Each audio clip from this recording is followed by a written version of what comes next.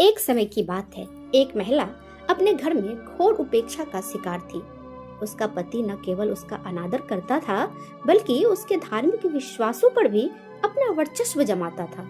पत्नी के मन में जो श्रद्धा थी, उसे भी पति अक्सर दबा दिया करता था।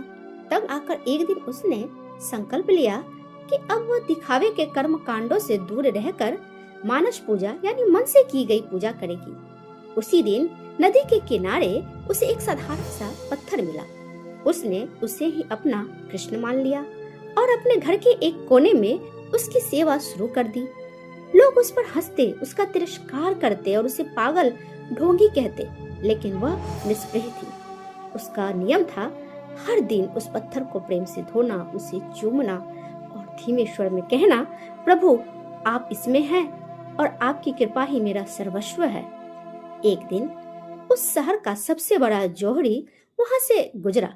उसने उस महिला को एक साधारण पत्थर के सामने लीन देखा।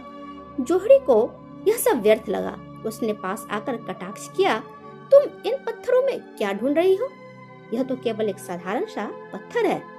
महिला ने मुस्कुराकर उत्तर दिया, जोहरी भाई, आप अपनी दृष्टि से देख रहे हैं, मैं अपनी आत्मा से।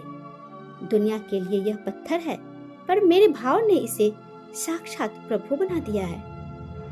जोहरी को कौतूहल हुआ। उसने वो पत्थर हाथ में लिया। उसे परखते ही उसकी आंखें फटी की फटी रह गई। वह कोई साधारण पत्थर नहीं, बल्कि यह दुर्लभ पारस था, जिसमें लोहे को सोना बनाने की शक्ति थी।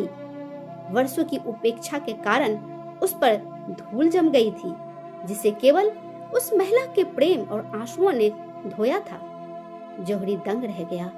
जिस पत्थर को लोग कंकड़ समझ रहे थे, वह अमूल्य था। उसने समझ लिया कि महिला ने अपने समर्पण से उस निर्जीव पत्थर में प्राण फूंक दिए थे। उस जोहरी ने जाना कि संसार केवल चमक देखता है, पर सच्चा जोहरी भक्ति का भाव देखता है। इस कहानी से हमें यह सीखने के लिए मिलता है कि दुनिया अक्सर बाहरी रूप को देखकर निर्णय लेती है, लेकिन ईश्वर केवल हृदय के भाव को देखता है।